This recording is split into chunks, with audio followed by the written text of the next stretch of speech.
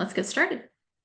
Today we're here to talk about, simplifying budget, specification, and collaboration management, and how this process can be managed in Fohlio. With us today, we have Blima Ehrentreu, the founder and CEO of the Designers Group. Blima combines her creativity and talent to reform the design industry. With her passion for interior design, she has earned both her and her organization numerous awards over the last few years. With that, they are a key industry leader, and the Designers Group is at the forefront of cutting-edge interior design, specializing in high-end interior spaces across numerous industries. So welcome, Blima. Hi, thank you so much for having me. Happy to be here. As an organization that's really making an impact in the interior design space, what would you say are the challenges and benefits to working across numerous industries? We love that we get to be involved in so many different industries and sectors, and believe that we're able to take different ideas and different technologies from different industries and implement them in others. And we really find that this gives our designs a really well-rounded approach, because we can take hospitality aspects and bring them into our healthcare projects, making them feel more luxurious. We can take residential ideas and bring them into office, because so many people want that live-work experience. So we love that we are able to impact so many different industries, and we learn so much from all of the different ones that we're involved in. What do you think sets you guys apart from other organizations, making you one of the fastest growing private companies? We're very impact driven at the Designers Group, and we really believe that people's environments impact them in so many ways that they don't even realize. And using our motto of designing with purpose, creating a better world, is something that we're super passionate about.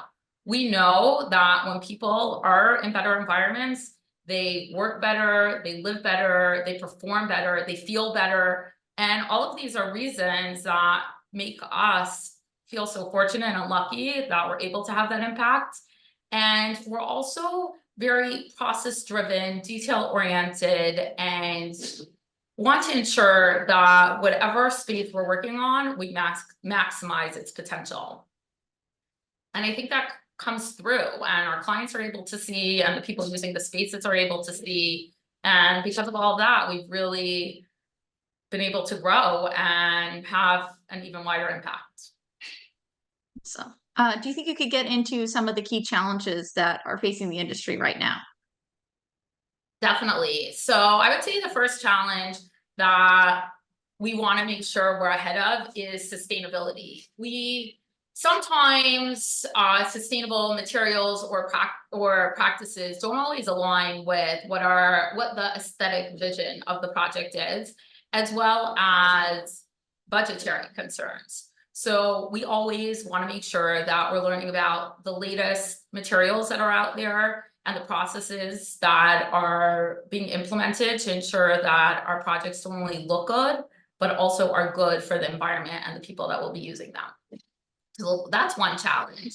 The second challenge that we face as a design firm is implementing the right technology. We want to make sure that the processes and our approach is always maximized by the programs that we're using in order to ensure the best result, both for our team as well as the client and the end user. So finding the right programs out there has been instrumental in allowing us to work efficiently and smartly and better.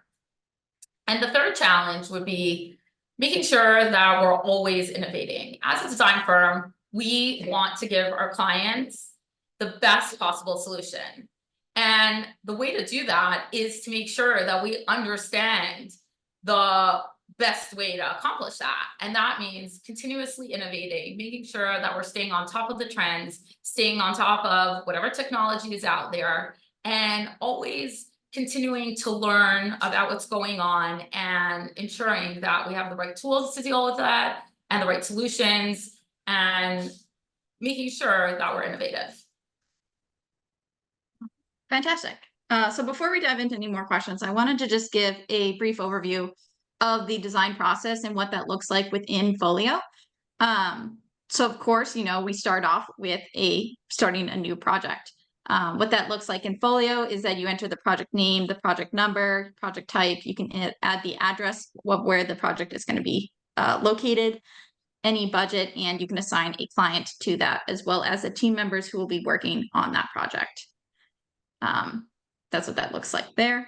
And we move on to step 2, where you assign the categories. So this is the items that you are specifying within that project. So if you're not going to have any masonry products added, specified, you can turn that column off, and therefore you won't see that pop up as an option. It really just simplifies it so you're only viewing what is absolutely necessary to view, makes things move a little bit more efficiently. And of course, you have your exchange rate. You can add the currency for your project, and then any exchange rates that you think would be relevant. So say if you're sourcing items from Canada, you're going to want to put the Canadian dollar exchange rate in there. So when you add items to your specifications list, and if the pricing is in CAD, it will convert to the project currency of USD in this case. Yeah, and I'll jump in here because our firm has a Canadian location. We're in Toronto. That was actually our first office, as well as 2 locations here in the US, New York and Miami. And we have projects that we're working on in Canada sometimes that we're using American products. And having this currency exchange makes it really easy and simple for our clients to understand the exchange rate without us having to sit with a calculator and actually figure it out. Yeah, so from there, it creates the project. You have a list of different options for how you can get your items in there, but first we'll start with establishing the phases of the project. So you can see here, there's budgeting, there's product specification, internal approval, external approval, supplier quotes. There can be any range of options and you can create your own. It really just determines which column headers you're going to be seeing. And that way you can filter it so that it's only relevant for that specific phase of the project. What would be, how do you guys use your project phases, Blima? So what we've set up for our team that we find extremely helpful is a sample template. And we use this template when we're starting any project. And what this template has in it is a bunch of different types of rooms and spaces, and the designers that are working on it then can see every single product and material that would be needed in that space. So when they're working on it, this ensures that the errors are a lot less because they can see exactly what they need to be incorporating in that space and ensure that they've done the research for that particular space to make sure that they're specifying the right product. We found it to be extremely helpful and simplified the process for sure. So once you have those phases established, we can move into setting the budget. One of the common ways to do this is with the cost analysis tool. From there, you can enter in the budget, the overall project budget, and you can also assign it down based off of how much you want to spend per area on that project. If it's a specific floor or a room type, you can also edit these areas to be called whatever you want them to be called and have as many different area types as you wish. Then when you're specifying items, you can specify them based on, you can assign them to the location or the area. And then from that, you're going to be able to see, okay, the classroom has 1 item specified to it, and this is how much is being spent there. And that can get compared to the budget to make sure that it's all in line. From there, obviously, we want to talk about specifying items, because what is the design process if you're not specifying any items? There are multiple ways to do it within Fohlio. One of our most popular ways is the web clicker tool. It's an integration that allows you to just go onto any web page and copy information from that, and it will automatically get imported into your specifications list for that project. There's also manual entry if you just want to add items on the fly. You can import items through a file upload. This is very useful for, importing brand specified items from a new client. If they send you an Excel spreadsheet of like, hey, these are the items that we definitely want to use or we've used in the past, and you want to just have access to those easily. You can just import them all at once. There's also the example of if you are new to Fohlio and you have a bunch of past projects, you want to upload all the items from those past projects, you can upload those that way. Another common way is with our Fohlio library of items. If this is built out, you can sort through all your approved and previously specified items within the project library. You can build additionally product blocks, which can be, say, hey, we often use a hotel bedroom design. That includes a bed frame, desk, chair, lamps, etc., all included in the product block. And that product block can be filtered by the brand, the industry, the region. So you make sure, okay, so we're working on a new Marriott project. They're going to have it specifically this Marriott brand, and they're going to be using having 40 king bedrooms in this hotel. So we want to just add in the product block of the king bedroom, and we're going to say multiply it by 40 because that's how many of the items we're going to need. And then, of course, as Blima mentioned earlier, there's the previous projects. You can use those assets as well in the way that she uses the templates. What are the other ways that you often use other than the templates, Blima? So I would say for us, the fact that there are so many different ways that we could bring the material in, it just makes the process that much easier because, like Kara mentioned, we're working on a lot of different projects in many different industries. So the fact that we have the flexibility to be able to input the specs in different ways makes it a lot easier for us because we're working with custom items, we're working with items that are available on websites, which I would say that's probably the one that we use the most because we want to bring in the right spec and keep everything accurate, and the fact that we can do it just with the click of a button simplifies the process, and the fact that we're able to use product blocks as well. So it's super helpful that there's so many different ways that we can actually put our spec list together. And of course, from there, once you have all the items in there, you want to make sure that they're getting approved. You can have this in different phases. It can be internal approval or external approval. It can be internal. You could have multiple steps for the internal approval. Say, just the interior designers want to say, hey, this looks good, approved. But then you also want to have Blima, the CEO, approve it. So then you can make sure both of those people are approving the items before it's getting sent to the client. Once it's ready, or once you send it through in approval, you can add a little comment and tag a person to let them know, hey, it's ready for you to look at it and for you to approve it. And you can do that in bulk. And that way they'll be notified to go in and make their own approvals. And of course, there is reporting. With everything in Fohlio, you can easily create customized reports with just a few clicks to share with clients, suppliers, procurement teams, and more. With the reports, you can select which fields are important to showcase and hide the irrelevant information for that person you're sharing it with.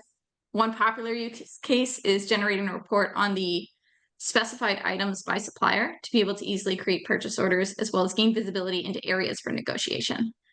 Blima, do you have any use cases that you generally use the reporting feature for?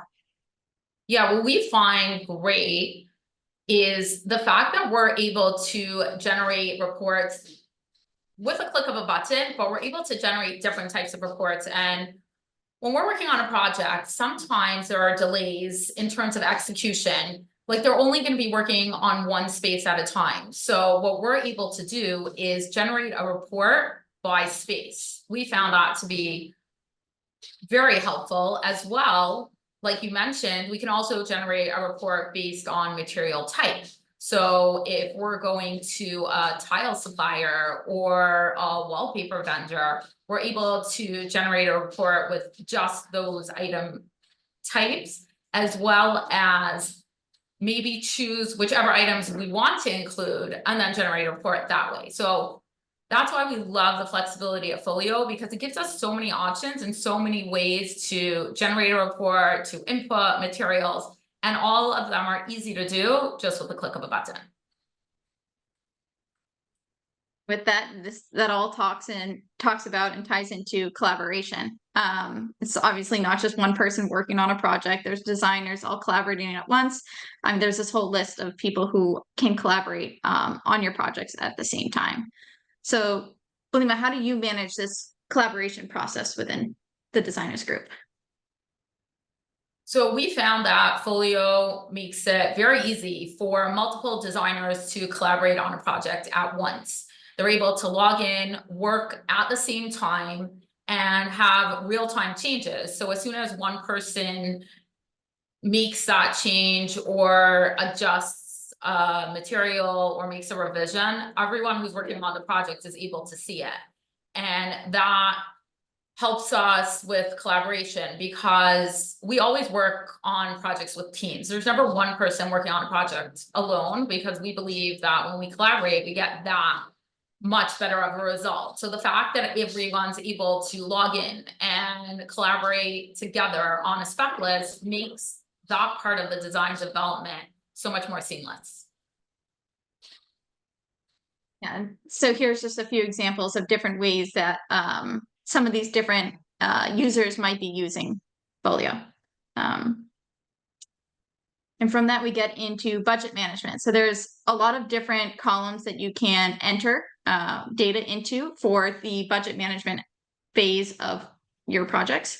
You can enter in the trade price, the retail price, tax rate. You can also enter in, which actually isn't listed here, if you have a fee that you would let any extra fee that you want to apply, say it's a markup fee, if that's how you charge your clients, is based off of a markup from the specified items, you can include that into your budget management, as well as you can compare, your budget versus what is actually being spent on a project. We find that to be one of the very useful tools that clients really love about us.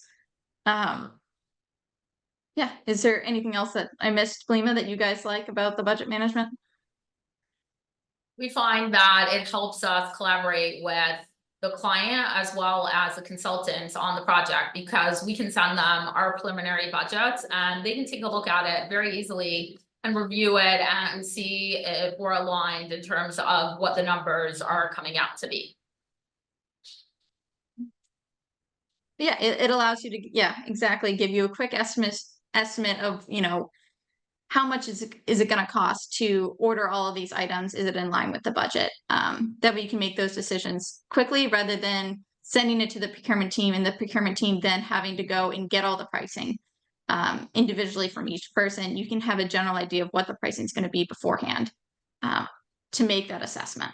Exactly. And when it comes to interior design, there's so many people that come together to execute our vision. So if we have everything clearly explained and detailed for whoever is a part of the process to be able to tap into, it just makes everything that much more seamless.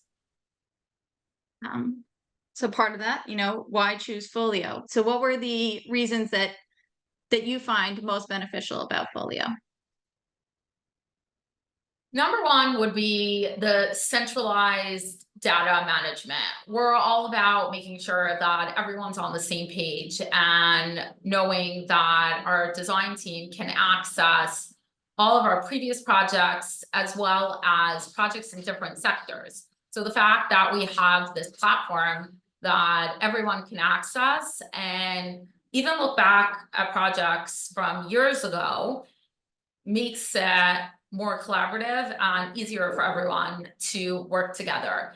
And that brings to mind another way that Fohlio has been instrumental in helping us keep our projects accurate and actually keep our files up to date. We had a skilled nursing facility that we worked on, and 4 years later, they had an inspection and they reached out to us to send them the specs of everything that we had put into their facility. Now, they had received all of that, but obviously it's hard to keep track of everything. And when they reached out to us, we were able to send them the information that day because all we had to do was log into Fohlio, look up that project, and all the information was still there. And the same thing is true when a building wants to do a renovation on a design that we came up with. Because we have all the data, we have all the materials that we implemented, and we're able to go back in time and have access to all of those files, and then create from there. So the fact that we have this easy, centralized way of storing all the information has been a game changer, as well as the collaboration that it's given to our team has been incredible.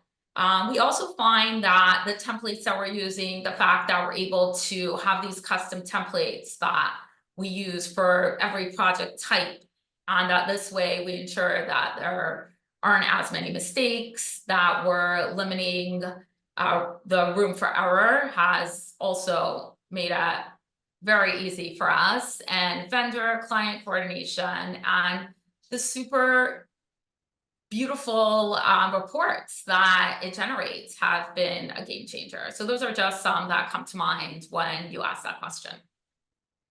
Yeah, so you've grown significantly since you started using us back in 2017. Has Fohlio helped you enable that growth? Definitely, for sure. The fact that everyone is able to log in and have access to our projects, like I said, as our team continues to grow, we want everyone to have the information of whatever we've worked on, as well as have the tools to continue to grow. And the fact that it's organized so well and the process is so detail oriented and consistent. We have the same process for every single project, and Fohlio is a big part of that. So it keeps everything very organized and ensures that we give the best result to our clients. So just as you've been growing, Fohlio has been growing a lot as well since 2017. Have you implemented any of the new features, or are you looking forward to any new features that are coming out soon? Definitely, whenever we see a new feature, we always want to look into it, see how it could help us and the team and ultimately our clients. But I would say as technology is continuing to evolve, like I mentioned, we always want to stay innovative. We want to ensure that the solutions that we're giving to our clients are the most innovative and the most up to date. And last week, I was actually in Vegas at a conference for AI. And I do believe that when Fohlio implements AI, that could be a game changer, because having Gen AI help us with our spec list can really go a long way. And I know that that will take this platform to the next level. Oh, it's actually interesting you say that. So there is a feature being worked on currently. There is not a release date for it right now, but it is an AI feature that's going to recommend similar products. So if something is out of stock, it can say, hey, well, what about this one that's very similar? It meets similar specifications based off of the fields that you have entered. So if you have the dimensions entered, you have the product type entered, it can use that information to find something similar, either within your current library or outside of your library as well. Oh, so yeah, that would that's one be of my features. great. That's always something that we have to be mindful of when we're designing a space, because sometimes we work on a project a year or 2 or 3 or 4 before construction even begins. So when the client is ready to move forward or construction begins, we deal with a lot of stock issues. So if there is a tool that can recommend something easily that needs to be changed, that could definitely go a long way for sure. I'm excited. Keep me posted. Yeah, if anyone wants to learn more about that or what features are also just in the works right now, we have a roadmap webinar coming up next month. There will be an announcement on that soon. I'll actually include it in the post-webinar email so that you guys can sign up for that there. But that's what we have for you guys today. If you have any questions, feel free to drop them in the chat, or you can even unmute yourself. Let us know what questions you have, and we'll be happy to answer them. Just give a few minutes for that.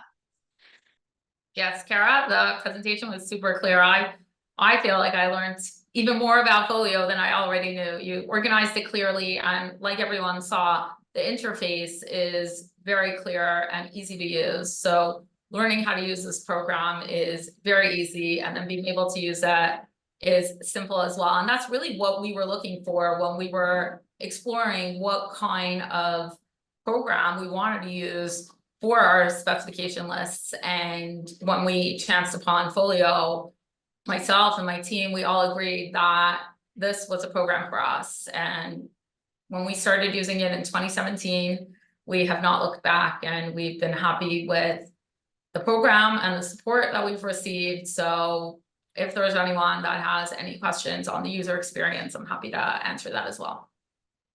We got a question. What brings about the mood boards? You could bring it. Do you mean, are you able to bring a mood board into Fohlio and then generate a spec list from that? Because that is a feature. You can create mood boards within Fohlio and then create the spec list based off of those mood boards. That is actually one of our popular features. A lot of people do like visualizing their specifications into mood boards in order to really visualize how the items are going to come together. Of course. Yeah. Does that help answer your question? Oh, if we're going to be improving the mood boards for future use. That would be a great question to ask in our roadmap webinar coming up. But I'll also reach out to the product team and have them follow up with you on that, on any improvements coming for the mood boards, as well as, what you're looking to see specifically within the mood boards for new features, because we're always listening to our clients and hoping to improve in ways that you guys want us to. Yeah, I agree. So much of what we're doing when we're providing spec lists and really our vision to our clients is for them to be able to visualize what our vision is. So having a mood board generate into a spec list is super helpful. Cool. Thank you guys for joining. We're at our time. If you do have any other questions, again, email us. And thank you, Blima, so much for joining us today. I really appreciate you sharing your insights with us and just taking the time to be here, as well as everyone for taking the time to be here and be a part of this webinar. We really appreciate you all. Of course. Thank you for having me.